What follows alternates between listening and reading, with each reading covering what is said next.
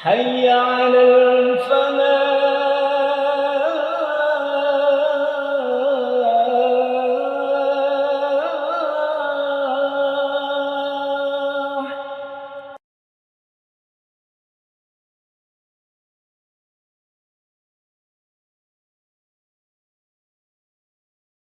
Assalamualaikum warahmatullahi wabarakatuh.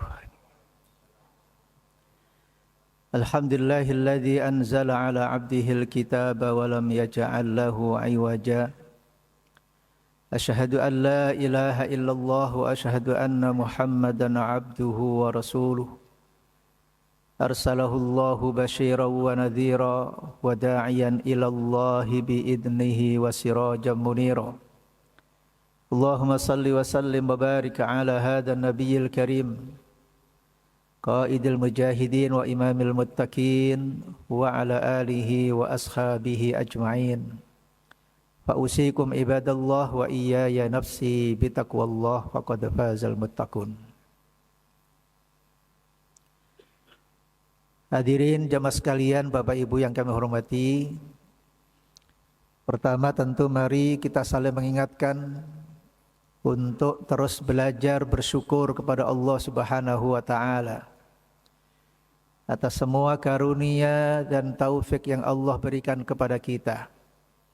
Hari ini tidak terasa kita sudah hampir separuh perjalanan melaksanakan rangkaian ibadah puasa Ramadan, puasa di siang harinya dan qiyam di malam harinya. Sambil kita bermohon pada Allah Subhanahu wa taala kiranya Allah menerima semua amal ibadah kita bersama. Salawat dan salam kita haturkan kepada junjungan kita Nabiullah Muhammad Rasulullah sallallahu alaihi wasallam. Jamaah sekalian rahimakumullah, tema yang kita sampaikan pada malam hari ini adalah kunci ketenangan jiwa. Seiring dengan perkembangan kemajuan kehidupan kita di era kemajuan teknologi seperti ini, kadang-kadang perasaan bahagia itu bukan sesuatu yang mudah untuk dicapai. Banyak hal yang semestinya bukan urusan kita, kita pun juga akhirnya ikut memikirkannya. Karena begitu sangat mudahnya kita mengakses informasi. Dan informasi itu ada yang baik, dan informasi itu pula ada yang tidak baik. Tentu kita semuanya dalam kehidupan yang seperti ini semakin terasa bahwa kita membutuhkan peran agama. Bapak Ibu, bicara tentang jiwa, sering kita menyebut kalimat jiwa dan raga. Ya. Kalau dalam bahasa Al-Quran, jiwa itu diterminologikan dengan berbagai macam istilah. Kadang disebut dengan qalb, kadang disebut dengan fuad, kadang an-nafas, kadang al-labub. Ya. Banyak istilah yang dipakai dalam Al-Quran yang sesungguhnya menggambarkan tentang jiwa ini. Katakanlah kita ambil salah satu dari makna jiwa itu, yaitu an-nafas. Ya. Dalam Al-Quran, Allah menyebut jiwa itu dengan 3 macam bentuknya. Ada yang disebut dengan an-nafsu al-ammarah bisu, yaitu panggilan yang selalu mengajak pada perbuatan-perbuatan buruk. Meningkat lagi yang disebut juga dengan an-nafsu al-lawwamah. An-nafsu al-lawwamah ini kadang-kadang ketika pada posisi yang baik dia ingat kepada Allah Subhanahu wa taala, tetapi kadang-kadang pula dia berbuat maksiat. Kurang stabil jiwanya. Mudah kemudian dia terganggu oleh keadaan dan lingkungannya. Adapun yang ketiga disebut dengan an-nafsu al-mutmainnah. Jiwa yang tenang. Itulah yang kemudian disebutkan dalam surat Al-Fajr. Ya ayyatuhan nafsul mutmainnah. Irji'i ila rabbiki radiyatan mardiyah fadkhuli fi ibadi wadkhuli jannati. Kita manusia, Bapak Ibu sekalian, memang nafsu itu diilhamkan oleh Allah Subhanahu wa taala dengan dua sifat utama. A'udzubillahi minasyaitonirrajim wa nafsin wa ma sawwaha fa'alhamaha fujuraha wa taqwaha. Bahwa jiwa, di mana Allah Subhanahu wa taala telah menciptakan jiwa bagi kita semuanya, itu Allah sampaikan fa'alhamaha, maka Allah ilhamkan pada jiwa itu fujuraha wa taqwaha. Ada kalanya ilham itu berupa keburukan. Ada pula ilham itu berupa kebaikan. Karena itu pada dasarnya manusia itu dalam dirinya punya tarik menarik yang bertolak belakang. Kadang-kadang kita ingin berbuat baik, tiba-tiba saja kemudian pikiran-pikiran kita pun juga mengajak berbuat buruk. Atau sebaliknya, tiba-tiba kemudian kita melakukan perbuatan buruk, dan dengan izin Allah Subhanahu wa taala kemudian kita sadar dan kita ingin memperbaiki diri kita. Bahwa jiwa yang seperti ini, Bapak Ibu sekalian, itu butuh dikendalikan. Ya, butuh dikendalikan. Manusia ini bukan malaikat. Kalau malaikat itu kan makhluk Allah yang tidak pernah berbuat maksiat. Ya. Malaikat hanya diperintahkan oleh Allah, dan malaikat itu melaksanakan apa saja yang menjadi perintah Allah. Tapi manusia tidak. Manusia itu memang diberikan keinginan, diberikan nafsu. Yang paling penting adalah bagaimana nafsu itu dikendalikan. Nah, dibimbing oleh agama, dibimbing oleh nilai-nilai syariat, sehingga kehidupan kita ini kemudian berjalan sesuai dengan kehendak Allah Subhanahu wa taala dan petunjuk Rasulullah sallallahu alaihi wasallam. Bapak kami hormati, saya ingin mengutip kalimatnya Imam Ibnu Qayyim, ya. Di dalam kitab Hadil Arwah ila Biladil Afrah, beliau menjelaskan bahwa kunci untuk mendapatkan ketenangan jiwa itu ada 3. Saya kutipkan di sini ya. Wa miftahu hayatil qalbi tadabburul Qur'ani wat tadarru'u bil ashari wa tarkud dzunub. Bapak sekalian, jiwa yang kotor tadi itu, ya, karena banyaknya perbuatan dosa, karena banyaknya maksiat, nah, maka ini bisa diobati dengan cara 3 kata beliau. Obat yang paling mujarab ketika seseorang itu ingin kembali membersihkan jiwanya, ingin bertaubat dari kesalahan dan dosa-dosanya, adalah dia bertaubat kepada Allah Subhanahu wa taala, kemudian dia memperbanyak membaca Al-Qur'anul Karim, tadabburu ayatil Qur'an. Ini bulan Ramadan. Bulan Ramadan ini adalah bulan Allah turunkan Al-Qur'an. Masya Allah, setiap hari kita hampir membaca Al-Qur'an, di siang hari, di malam hari. Rasanya sulit ketika di luar bulan Ramadan kita punya kebiasaan untuk bisa membaca Al-Quran. Al-Quran itu Masya Allah, setiap hurufnya yang kita baca, fabiha hasanah.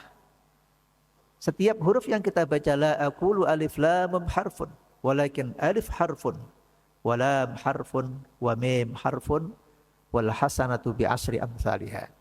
Al-Quran itu yang kita baca itu, setiap hurufnya adalah satu kebaikan. Dan setiap kebaikan itu dilipat gandakan pahalanya oleh Allah Subhanahu wa taala 10 kali lipat. Sebanyak ayat yang kita baca dengan niat mendekatkan diri kepada Allah Subhanahu wa taala, sebanyak itu pula pahala yang Allah janjikan kepada kita.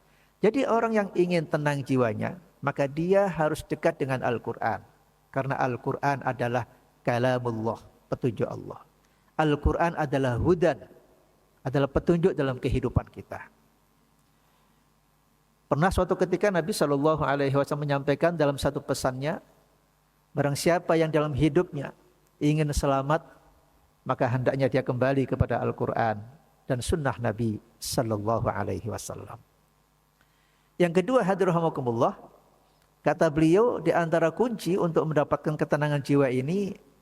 adalah at-tadarru' bil ashar. Apa artinya?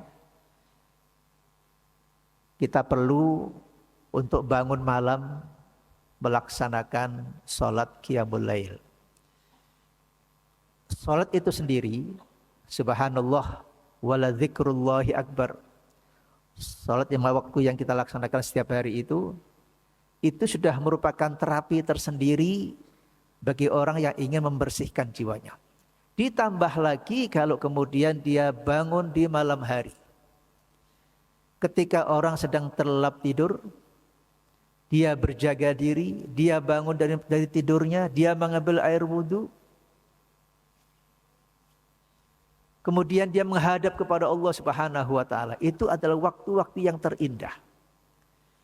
Bahkan dalam sebuah hadis Nabi Shallallahu alaihi wasallam menjelaskan di 1/3 malam terakhir, ya, itu Allah Subhanahu wa taala menurunkan malaikat-malaikatnya untuk melihat siapa di antara hamba-hamba Allah ini yang dia bangun. Apa kata Allah pada malaikat? Lihatlah mereka siapa yang bangun dari tidurnya, kemudian menghadap Allah Subhanahu wa taala dengan salatnya. Katakan pada mereka, kata Allah, apa yang dia minta, Allah Subhanahu wa taala akan kabulkan permintaannya. Jamaah sekalian, dalam kitab Al-Mustahlas umpamanya ya, yang ditulis oleh Imam Said Hawa, banyak mengutip dari kitab Ihya Ulumuddin. Dalam pengantarnya beliau mengatakan, sebenarnya seluruh syariat-syariat yang Allah wajibkan kepada kita, apakah sholat, apakah puasa, apakah tilawah Al-Quran, apakah haji dan sebagainya, itu adalah bentuk sarana dan cara Allah Subhanahu wa taala untuk bisa membersihkan jiwa seseorang. Maka sebenarnya dengan kita beribadah kepada Allah Subhanahu wa taala dengan kesungguhan niat kita, maka itu akan bisa menjadikan jiwa kita akan menjadi bersih. Dan yang terakhir jamaah sekalian, kata Imam Ibnu Qayyim, bahwa untuk membersihkan jiwa itu kita harus berusaha untuk menjauhkan diri kita dari perbuatan dosa. Sekecil apapun perbuatan dosa itu, nuqtatun sauda, dia merupakan titik hitam. Jangan kita berbuat maksiat itu melihat kecilnya maksiat, tetapi lihatnya besarnya zat yang kita bermaksiat kepadanya. Naudzubillah min dzalik. Karena itu, meskipun kita ini memang bukan malaikat dan kita ini kadang berbuat salah, ya, berbuat dosa, Allah Subhanahu wa taala juga memiliki sifat yang namanya Tawwabur Rahim, Maha Pengampun atas dosa-dosa hambanya. Karena itu barangkali saja di antara kita ini kadang-kadang sudah terjebak, terlanjur melakukan perbuatan dosa dan kesalahan. Bersegeralah bertaubat kepada Allah Subhanahu wa taala, kemudian kita ikuti taubat kita itu dengan perbaikan amal kita. Wa atbi'is sayyi'atal hasanata tamhuha. Kebaikan yang kita lakukan itu, kata Nabi sallallahu alaihi wasallam, dia bisa menghapuskan kesalahan-kesalahan dan dosa yang kita lakukan. Jamaah sekalian, singkatnya adalah marilah kita ini, terutama di bulan Ramadan seperti ini kesempatan yang sangat baik saat kita berdekatan dengan Allah, saat kita banyak ibadah, membaca Al-Quran, beriktikaf di masjid, sedang berpuasa, gunakanlah secara maksimal kita untuk mendekatkan diri kepada Allah Subhanahu wa taala, dan momentum Ramadan ini kita jadikan sebagai momentum untuk membersihkan jiwa kita. Kalau jiwa kita sehat, kalau jiwa kita bersih, maka semua produk amal kita yang kita lihat juga baik, yang kita bicarakan juga baik, yang kita dengar juga baik. Tapi sebaliknya, kalau jiwa kita kotor, pikiran kita juga kotor, ucapan kita juga kotor, penglihatan kita, pendengaran kita juga kotor. Karena semuanya itu dikendalikan oleh jiwa seseorang.